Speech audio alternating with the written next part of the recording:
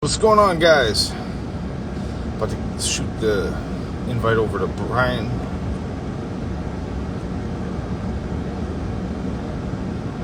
Wish there was a way to automate this.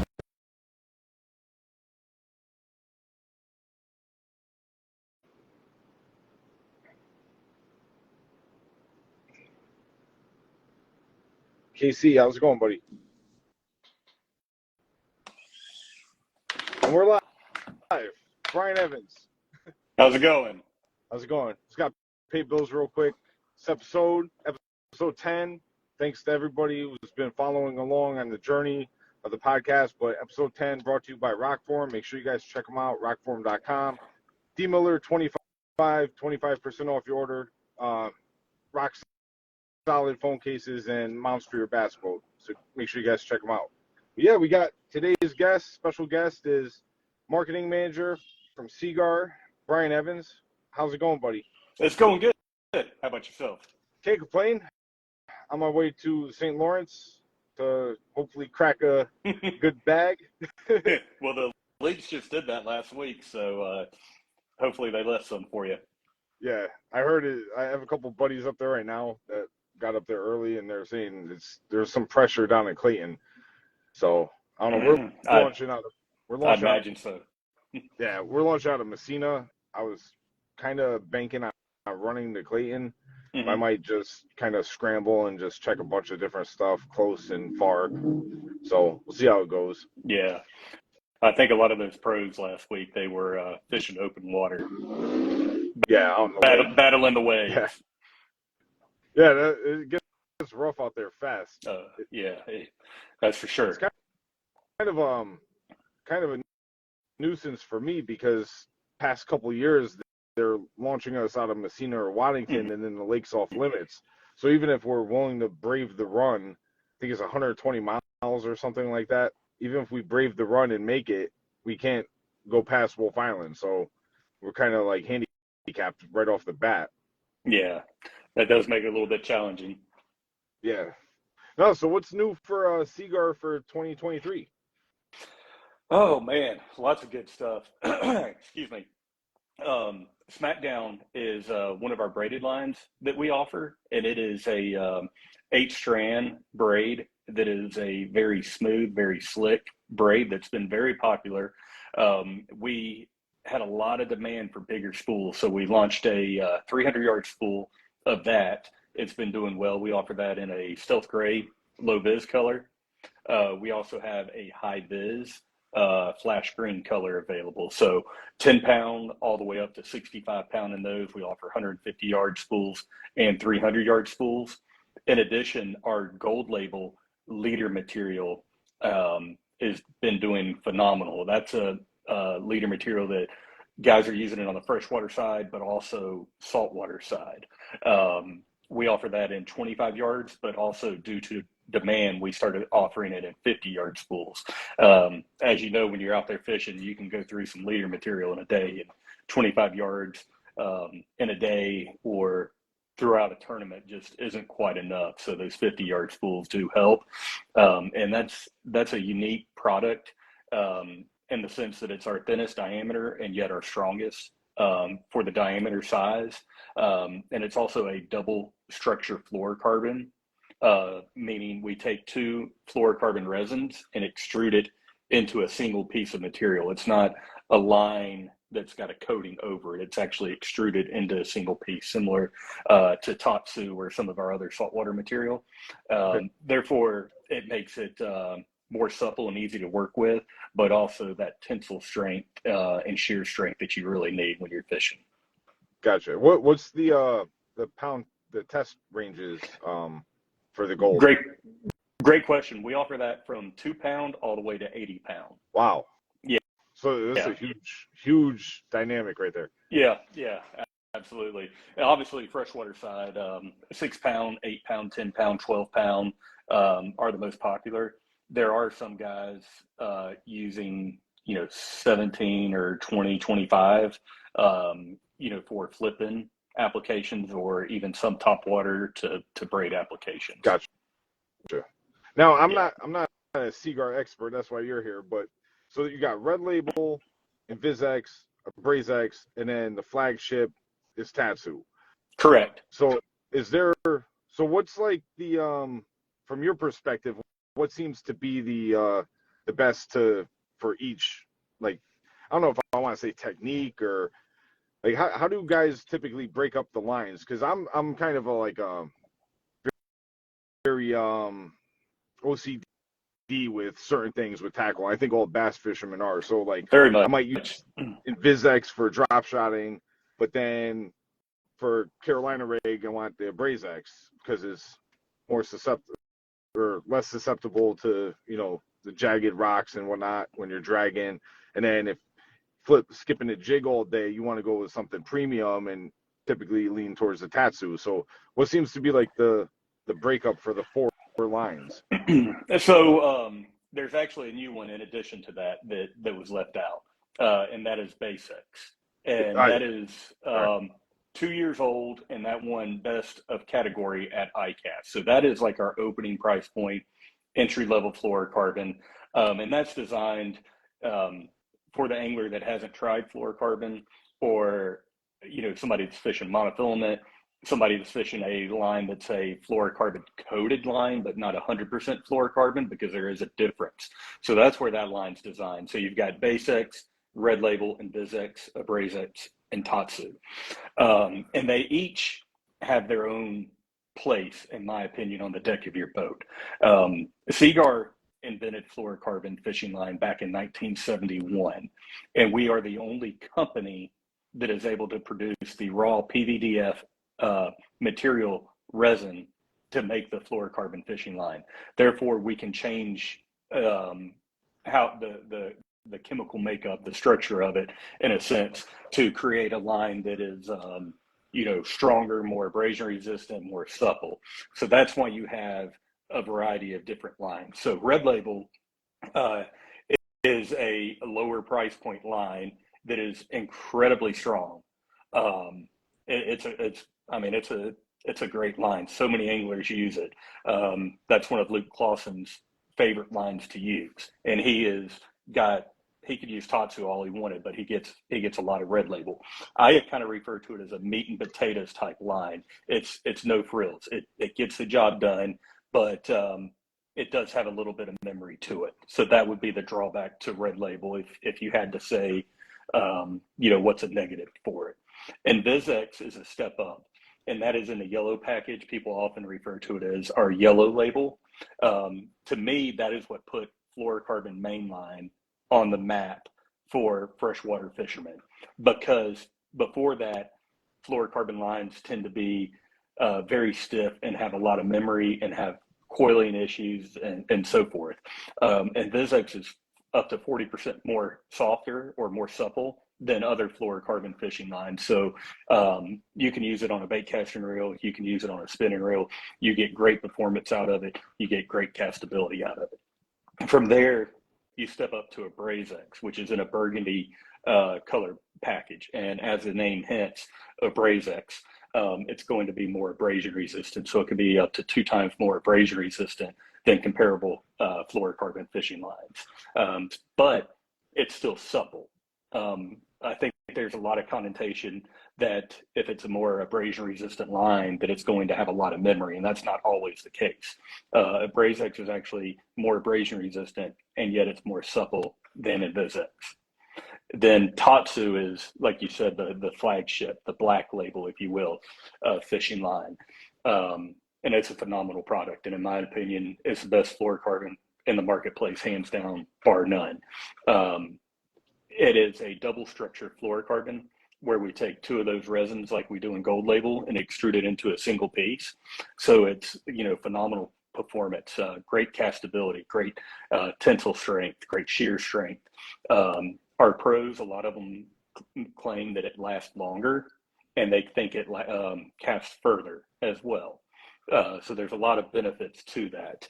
There's a lot of guys that also, they're using that as their leader material when they're using that braided line, a 10 pound or, 5 pound, 10 pound, 15 pound braided line. They're using that Tatsu leader material. Gotcha. Now, to go back to the Red Label, you're saying it's incredibly strong. this weekend I was up on Lake Cavasacanti in Maine, and me and my cousin just made a fun fishing trip. With all the tournaments and everything else, I haven't had a chance to really go out there and just fun fish. And I love that lake. And he was like researching it. He was like, there's supposed to be some like pretty good brown trout in there. And I was like, yeah, you want to go for brown trout too? He was like, sure. So he brought some trolling stuff and he pulled out a thing. He was running copper wire on the troll setup, but then he pulls out a spool of Red Label, and I'm like, 10-pound test, like that's good. He was like, this is Red Label. He was like, dude, and he knows his stuff when it comes to trout, like how I know my stuff with bass fishing. I don't know. I never trolled before, so we did it. We didn't really get any bites it was kind of tough fishing, but he stands by it. Red Label in the 8 to 10-pound test range. When you're letting out like 200, 300 feet of line trolling deep water seems to be the deal amongst the trout community. Yeah. And what was the other species he was saying? Steelhead. Yeah, steelhead. And because he was talking about the runs up in Pulaski, like after the salmon run, a lot of guys will go up there after the fact for the steelhead run and get them. And yes, so yeah, they like that Red Label too because it's like I said, it's got a little bit more memory. It's a little stiffer, so it helps when you're running rigs. Yeah, to catch those fish. So what's like the best selling line? Is it Red Label or? It's a cross between Red Label and Invisex. Those have also been out the longest, and due to the price point and availability, I mean, you can go to your Walmart or Academy, Bass Pro, Amazon. So many retailers carry those. It's just readily available. So those kind of hand in hand. I had posted before the podcast if anybody had any questions, and one of the questions that came up was, does fluorocarbon have like an expiration date on it? That's a great question. By nature, fluorocarbon is it doesn't absorb UV lights, so the sunlight is not going to damage it. It also doesn't absorb water like a nylon or a monofilament fishing line would, so that is not going to damage it. It's going to last, we say, about 7 years. The way fluorocarbon is going to get damaged is by the angler, backlashing it and getting a bad kink in the backlash that will severely weaken a fluorocarbon fishing line, as well as just fishing in general, riprap, fishing trees, docks, cables. You're going to have to physically damage the line, but inherently, you're not going to damage it by, the sunlight, by sunblock, gas or oil that you put in your boat, anything like that's not going to damage it. Gotcha. A lot of the people who follow me and a lot of friends are into like JDM stuff too. And I know like you guys are spoken of very highly on Tackle Tour. Shout out to those guys over there. And they do some reviews on some JDM stuff here and there. I was curious, does Seagar have any intentions of bringing any JDM products over here, like an exclusive? Possibly. Possibly. Okay, so you guys heard it here. Yeah. No comment. Because there's like a niche. I think everybody in the industry knows like there's a niche market for JDM stuff, but it's like the thing we don't talk about type of things. Yeah. For certain companies, and it's because everybody wants to kind of keep things separate. But there's like, I know they tout a lot of JDM stuff over there, and I was curious. Yeah. So I'm here in Connecticut. I live on Long Island Sound, and I've grown up surf fishing for striped bass, bluefish, tautog. For the guys at home, like we could get more into it too. We could kind of get in depth because I want to kind of make this like a multi-species episode as well. Sure. Like growing up, it was basically like 15-pound or 17-pound mono, and that was like what we had Mm-hmm. like back in 80s and early 90s and stuff. And as technology and line has developed over the years, a lot of guys switched to braid, a lot of guys switched to braid to leader, braid to monoliter or fluoroliter, vice versa, or they kind of stick it out with like straight fluoro. So what's like basically, because striped bass you could get lucky and get in the 60, 70-pound class fish, or you're primarily in like the schoolie size, 20, the 15 to 20-pound range. And then bluefish are like the 10 to 15-pound range. So for those guys that are surf fishing for these fish in like Connecticut, New York, and Rhode Island, what do you guys recommend as like a perfect setup for that type of surf fishing? Yeah, I think it really depends on the technique, your lure that you're using. But I would recommend a braided line, such as Tactex or Smackdown, as a braided line option, and then use a fluorocarbon leader with it. Something in the neighborhood of a 30 to 40-pound test. We did a Gray's fish tag research study up there the past 2 years, and a lot of those guys they're using 30 to 40-pound material. Gotcha. Yeah. So yeah. A lot of the plugs, like I've thrown a lot of poppers and like shallow divers and whatnot, in the 2 to 3 ounce range. So you want to get a good cast too, especially fishing from shore or wading or whatever. So braid, and that's what that braid allows you to do is because it's so thin, and oftentimes it's very smooth, it will cast a country mile. Viewer Alex said 40-pound Smackdown and 25-pound Blue Label. Yeah, that's a winning ticket right there. Now, what's Blue Label? So that is one of our saltwater products. That is like our number one selling saltwater fluorocarbon leader. It is a double structured fluorocarbon, similar to Gold Label or Tatsu. It's been out the longest and is by far a fan favorite. We offer that from 2 pound all the way to 400-pound tips. Wow. So guys are using it for ice fishing all the way up to, catching 1,000-pound bluefin tuna, or big black marlin. Gotcha. So, gotcha. Yeah, everywhere in between. I know here, especially in Connecticut, there's a lot of charter boats, like the party boats. Guys do vertical jigging, and a lot of them welcome people because a lot of charters may only have like right-handed retrieve or something, so they welcome people to bring their own rods with them. For vertical jigging, when you're throwing like 2 to 3 ounce, maybe 4 ounce weight, what do you recommend for that technique? Wow. I like braid, but some of those charter boat captains are not so fond of that. So if the captain or the mates, they don't like it, then I would recommend using a monofilament with a fluorocarbon leader. But my first choice would be a braid to a fluoro. Braid to sure. Fluoro. Gotcha. Yeah. Now you're a hammer yourself. Like, what kind of fishing do you like doing?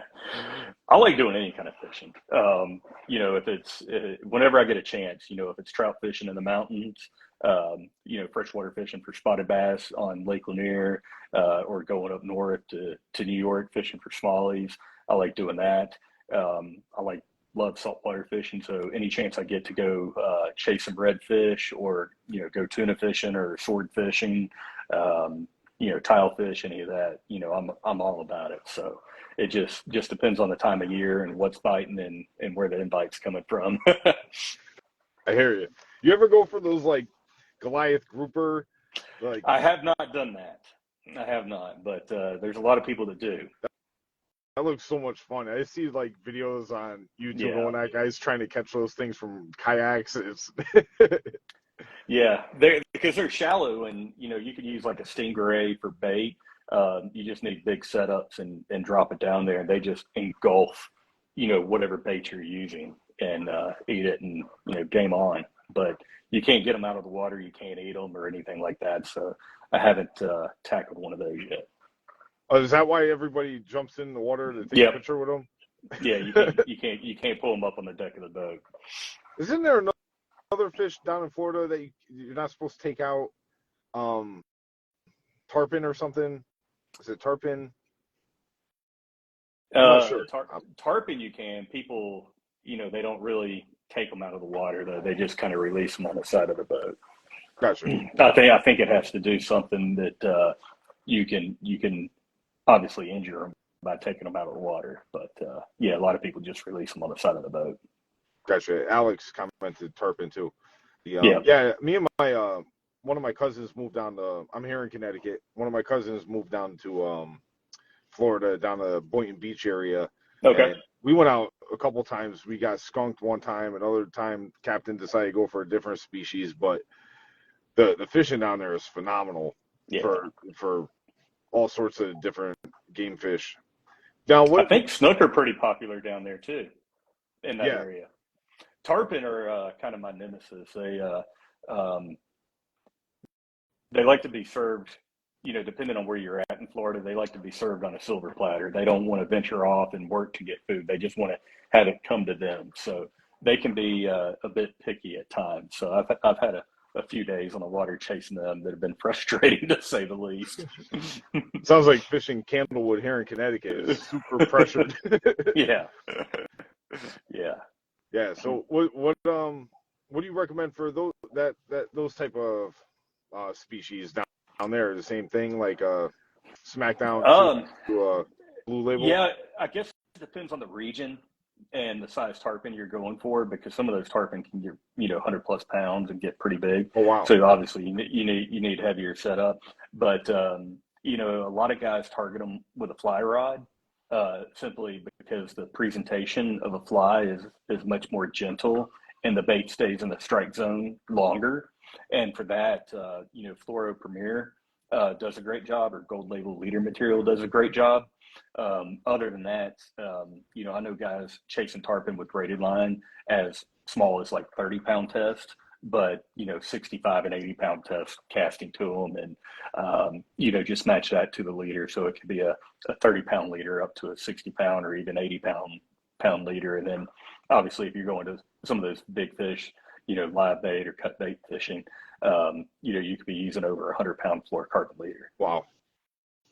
Now what for the lower weights, what do you recommend? What do you guys recommend for braid to leader knot? That's a great question, and a question we get asked a lot.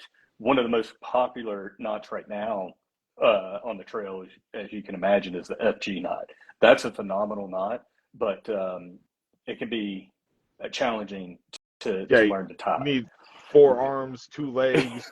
Yeah, a cousin. I've had people to help you out. I've had people tell me that it literally took them 2 days to learn the knot, and I don't really have the patience to try to learn that knot. That's going to take 2 days to tie it, or to learn how to tie it. For me, I like the Crazy Alberto knot.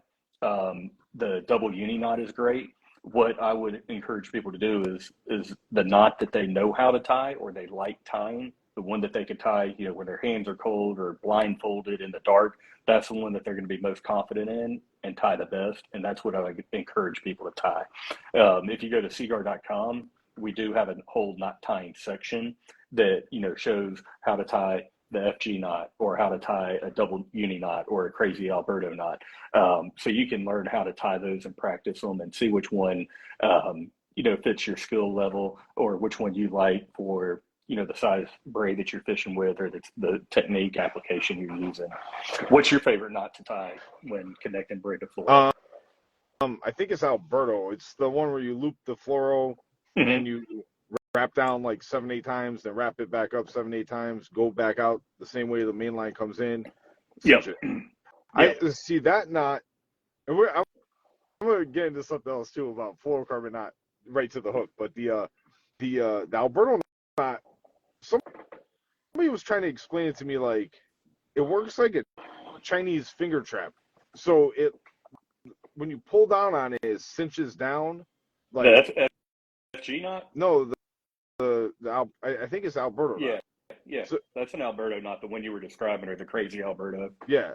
They're saying it kind of like the way it cinches, because the loops around the fluoro are crossing each other. So when you pull it Mm-hmm. tight, they lock down on each other, making it like, so the tighter you pull, it's just going to cinch down even tighter. Mm-hmm. But I use that knot. I typically, like, for freshwater fishing, for chasing smallmouth, I'm using 8 to 10 pound braid, and then I'll go anywhere from 6 to 10 pound fluoro.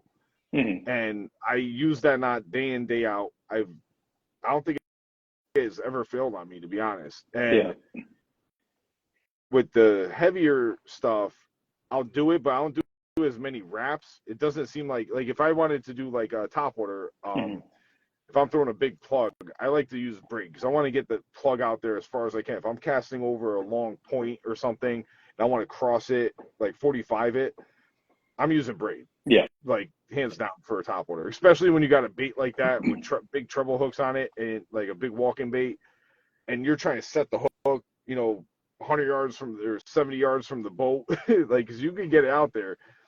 You need you don't want a lot of play in the line. You want to be able to instantly get those hooks to penetrate. So, but I'll still do like a 2 to 3 foot little piece of mono or something as like a shock absorber for that hook set, because even if they hit it close or I'm pitching around lay downs or something with the same rod, I'm not gonna change line around. So I'll just stick with like 50-pound braid, maybe 40, and then like anywhere from 15 to 20-pound leader, depending on the bait I'm throwing. Yeah. But that's it. I'll still use it, still have the confidence in it, but I don't feel like you need to do as many wraps. Like, you don't have to go full like 7, 8 wraps. You get away with like 5 wraps. Yeah. And it's fine because the line's so much thicker. Yeah. And the other thing that does too is by adding that little bit of leader, if it's fluorocarbon or monofilament, it prevents that braid from getting wrapped up, tangled up in your hooks when you're casting, or if you have a fish blow up on it and it misses, a lot of times that can foul up the braid or wrap up the braid around a hook or something like that. So that's a good idea to do. Yeah, I know some guys they'll go like to the extremes, like 25 or 30-pound mono, but that's like, to me, it kills the action of the bait. I like to stay with like a 15 to 20 because it's like tying the type of rope they use for a cruise ship to a bass boat. Like, it doesn't allow any like movement. It's too much. I understand. Yeah, I agree. So, but no, so now for knots, so since fluorocarbon has come out and has become a staple in everybody's boat or rod locker, or whatever you want to say, the question has always been, what's the best knot to tie for fluorocarbon? And I have like a little funny story. When I first got into really using like fluorocarbon as main line, and like especially for crankbaits, I love it for crankbaits, 12-pound fluorocarbon all day. But the buddy of mine was like, don't use the polymer knot because it digs into itself. And I seen guys on forums say the same thing. So I'm like, well, what knot you tying? He's like, San Diego jam knot. So I started tying the San Diego jam knot. So like 7, 8 years later, I'm fishing with him one day, and he's like, what the hell knot are you tying? And I'm like, the San Diego jam knot, the same knot you told me, like way back when. And he's like, that's not the San Diego jam knot. And he shows me the San Diego jam knot. I'm like, what am I tying? So I took forever. I just kept scrolling through like knot tying videos to try to find this knot. I finally come across it. It's called the Pitson knot. And it's like the worst knot you could tie for fluorocarbon, but I've been using it for so long and it never breaks. It's like with throwing a jig like 16-pound fluoro and like literally pulling my boat against current to try to break it off if I'm hung up or something, and it doesn't fail. And I just was like, well, if it ain't broke, don't fix it. So before, when you were saying like, if you have confidence in a knot and that's what you use and it's easy for you to tie, you could tie in the dark with your eyes closed, blindfolded, whatever, that's the knot you should be tying if you have confidence in it. Yeah, my biggest thing with fluorocarbon is to, as you're aware, to wet it, to lubricate it before you really cinch down on it, just to prevent any friction from developing and weakening the line. Perhaps that's the biggest thing. I myself, I like tying a polymer knot. It's very easy. On top water baits, I'll tie like a loop knot just to allow a little bit more free movement of the bait. It all depends on the application, the technique that I'm fishing, but those are kind of my go-to knots. We're gonna have to go fishing one day soon, because you gotta show me this loop knot, because there's like a couple different variations of a loop knot that exist. Like if you scroll around the internet, and every one that I've tied, when I finish tying it, like experimenting, like I have a popper, I'm like, I'm gonna experiment with it today, and I'm looking at it, I'm like, I don't think I tied it right. Like maybe it was supposed to go in this way, and I'm like, I don't want to lose a $20 bait, so it's like, screw it, polymer knot or pizza knot, whatever. Yeah. And I like kind of give up. I don't know what not to trust, especially with the price of baits. I test them out in my hand, give it a good tug just to make sure that it's a solid knot, and I haven't had an issue with it before. Another thing you could do is just add a split ring to it and to your bait, and that'll add a little bit more movement. But to me, that loop knot just it's just a little bit bigger in circumference, and it allows the bait. I feel like it allows it to get more free movement. Yeah, and I noticed too with poppers, there's certain poppers, like the way they're designed, if you do tie a loop knot, you can actually get the poppers to walk. You get them kind of walk in place almost, which could trigger bites. A little bit more versatility, absolutely. Versus, I'm curious to try a loop knot on a frog. That's something I've never done. Yeah, I haven't done it on a frog, but like a popper or walk the dog style bait is when I like using them. Gotcha. Yeah. So Ray said he uses a San Diego jam knot for pretty much everything from 2 pound to 100 pound. Yep.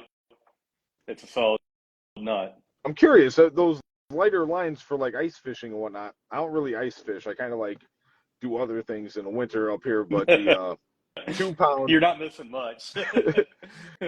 No, I just hate the cold, man. I want to move south so bad. But the lighter lines at 2 pounds, were there at any point? I know he said he uses a San Diego jam knot, but is there like any point with the lighter lines of like be cautious with certain knots? Not that I'm aware of. I haven't done a whole bunch of ice fishing. I have been ice fishing.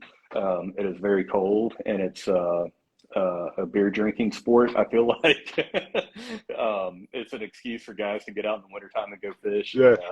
That's the way they got to do it. But improved clinch knot, polymer knot. I think they're all fine. And can you explain to the audience, like with the polymer knot, what the misconception was that you explained to me with what people were saying with the twisting? So this is a great story. I was fortunate enough to fish with Denny Brower. Obviously, he is extremely well known for legend. Legend. Known for flipping and pitching, and we were on a lake and doing just that. We were flipping and pitching. I flew out to Texas, and we were on his boat. I was using all his gear, and I had, I guess I got hung up, and I retied a rod, retied a jig on there, and I tied a polymer knot because that's my go-to knot, and I haven't really had an issue with it. And I set the rod down. We went to another location, and he happened to pick up that rod. And before he made the cast, he held the bait in his hand and looked at it and asked me, he goes, "Did you tie this knot?" And I said, "Yes." And he goes, "That's no good." And he retied it. And I was like, "What do you mean it's no good?" And apparently, unbeknownst to me, when I tied the knot, the fluorocarbon lines crossed over each other and they were not parallel like so. And by doing that, will severely weaken the knot and cause it to break. Gotcha. So that's what people were saying with it cutting into itself. They just weren't tying the knot right, and that's why they were having failures, pretty much. Yeah. Gotcha. So we cleared it up here. Yeah, he schooled me that day. So yeah, lesson learned. Yeah, no, I'll still tie the polymer knot. It's like a mental thing with me. So with drop shotting, I'll use the polymer knot because then the tag end goes back through the eyelet down, and that's my leader to the weight. Hmm. So I look at it as too is like, well, if I do screw up with the polymer knot, it's on a technique that I'm giving a lot of drag to the fish. I'm playing the fish out. I'm not horsing them. Hmm. Versus, a hard hook set and you're yanking them from cover and boat flipping them. I'm finessing them. So I'm not Hmm. worried about it as much. And that's pretty much been my deal for 12, 15 years plus now, is to do the polymer knot for the drop shot, pits and knot for everything else. And then if I'm flipping with a straight shank hook, I'll do a snell knot. Hmm. Now Yeah, there's I was going to say I was fishing up north with a guide, and we were doing some drop shotting for smallmouth. And his go-to trick or tip for a drop shot rig was using uh, I guess it's a 90 degree, no, a 45 degree light wire jig hook, and snelling the hook on the vertical part of it. And that way the hook actually will automatically stay perpendicular to your line. Um, it was actually pretty cool, that's and it pretty cool. worked very well. There's Yeah. a video out there I saw one time. I can never find it, but you take the line, you put it through the eyelet. This is like a drop shot specific hook. Mhm. It goes through the thing. You make a loop, and then you kind of like twist the line around the hook, and then you pull it tight, and it just keeps the hook out straight Mhm. for like the little drop shot hooks. Mhm. Yeah, I I've haven't never seen that tried it. video. If I find Yeah, I'll have it, to I'll send send you it to you. I'll have to send you a picture of this Aberdeen jig hook that is tied snelling it. It's pretty remarkable. I'll check it out. Yeah. I was gonna bring up too with the snell knot. There's there's two ways to tie it, right? So there's one where like the tag end is only going to end up through one loop at the end versus another one where the tag end is basically under all the loops. So it's like an inside version and an Hmm. outside version. I can't like the one you need to like literally have a little vise holding the the hook to be able to do it where the line's in, like if you bought one like factory tied, like a Hmm. set of a pack of hooks or something. But the one that I've been tying is the one where it's just basically loop it, wrap it 4 or 5 times, and then shoot it through the loop that was left over, cinch it down, done. But there's a buddy of mine was showing me a trick to get it inside was in because you can't really you don't have three hands, so it's like Yeah. impossible to tie. So he does a thing where he puts a coffee stirrer through the Hmm. loops or up against the shank of the hook, then wraps it and then runs the tag end through the coffee Yeah. stir, pulls the coffee stir out, and then cinches it down so it's nice and tucked underneath all the loops versus the one at the end. Do Yeah. you do you see any issue with using the one where you're only like it's not the official version of the snell knot? Um, I personally don't. Um, I don't tie a snell knot often, and when I've done it, it's using the aid of some sort of tool.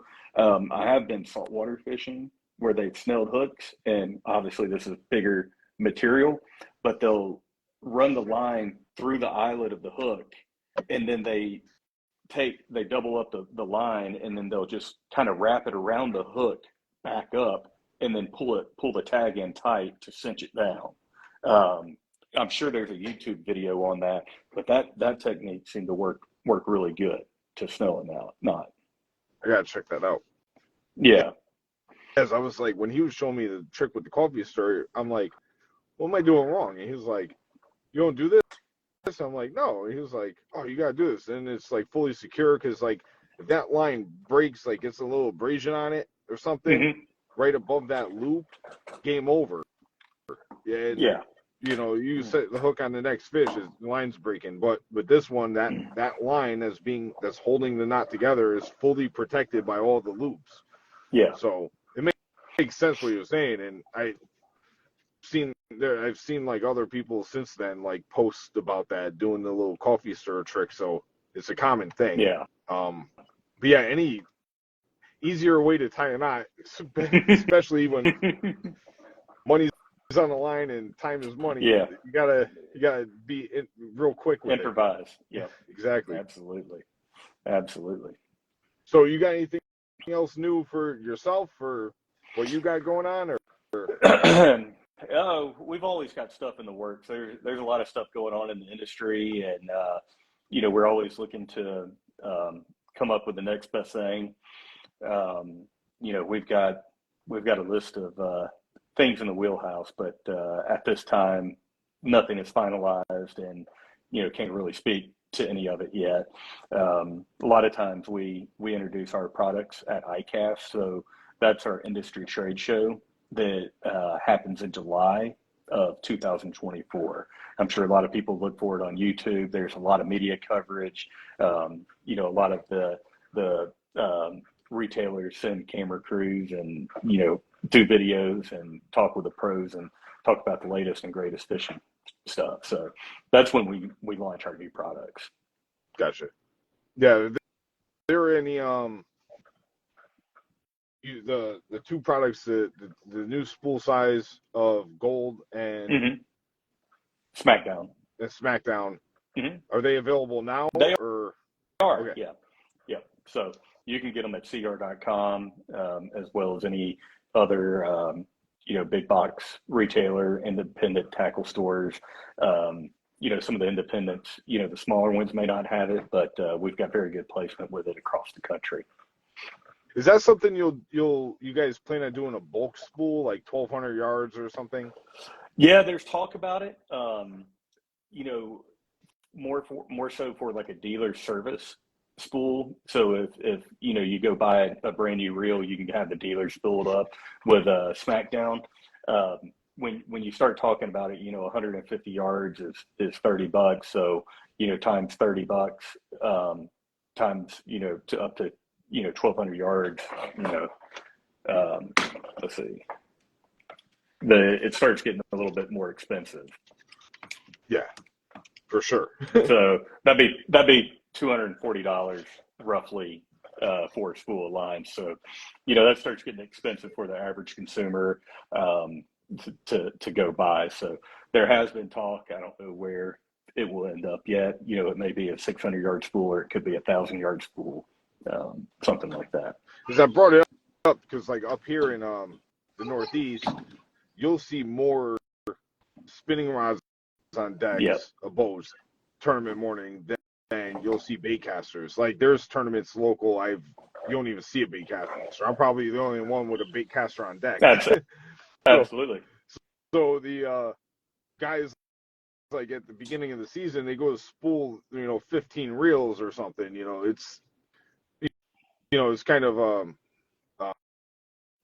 inconvenience to have to buy a bunch of small spools, and then you end up with a spool with like 20 yards left on it, and it's like a waste of line, so having a bulk spool actually works out for a lot of guys. Yeah, for sure. Yeah, it'd be nice to come out with it. Even if you did like maybe a suggestion, do a poll or something to the audience, to your audience, all the Seaguar fans out there that looking for bulk spools, like what maybe will be in the ballpark of a length that they would want. Yeah, we have an idea, and we have our means to do some research like that, and obviously question, survey our users, as well as survey a broader database of people. So a lot of times when we're looking into stuff like that, we will do surveys to kind of find out what the market looks like. AJP Fishing said, "Never seen Seaguar go live. This is a great line for sure." Fist bump. Awesome. Thank you. Awesome. Yep. Yeah, I had to pull some strings over here to get this one. But we made it happen. But yeah, man. So thank you very much for coming on. Oh yeah, Look forward to talking to you in the future. Actually, we got a question, Hunter.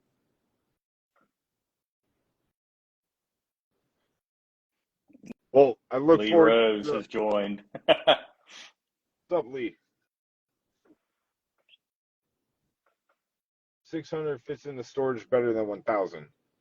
Oh, that's Yes, another thing too. that's one reason why we came out with Invisex in a 600-yard spool, was for storage on a bass boat, or even kayak fishing for that matter. It's just lighter weight, it's smaller, it's compact.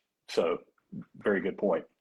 That's another thing too, is a lot of the issues people have with when they buy from various brands is they make the opening, like if you have a regular line spooler on your boat, they'll have an opening that's way too big because it's meant for a tackle shop, not for your boat. So you run into an issue with it bouncing around and the line's coming off uneven, and you could run into other problems. So yeah, 600s, like those spool sizes are good. Yeah. I know earlier we had a question about Blue Label 150 pound. I'm not sure where they were located, but we do sell from our website. So if you have a problem finding a product in your area, you can definitely visit seaguar.com, and we can ship it out of our warehouse that's in Louisville, Kentucky. And in the lower 48, we could have it shipped to you 3 to 4 business days. So that's a easy way for that individual to get that Blue Label that they're looking for. That's awesome. So or any you other product. So all your products you guys ship direct. Correct. Sell direct. We can, yeah. That's all. Awesome. It's it just, we want to be able to give our products to the consumer, give them what they need. And a lot of times people are traveling, maybe where they're located or where they're going doesn't have the product they need. So selling it online, and it allows them to get the product they want and what they need and have it shipped to their location. For all the tackle warehouse guys out there, I got a question or a request. Okay. Do you guys offer overnight shipping? We do not. We do 2-day. Okay, 2-day. No, overnight shipping would cost more than the product itself. It's expensive. Our warehouse is very efficient, and they're located in Louisville, Kentucky, near the UPS hub. And if an order is placed, before noon on a business day, it'll go out the same day, most likely. UPS picks up like around 3 o'clock. So as long as they have a little bit of time to process the order, pick the order, pack it, it'll go out quickly.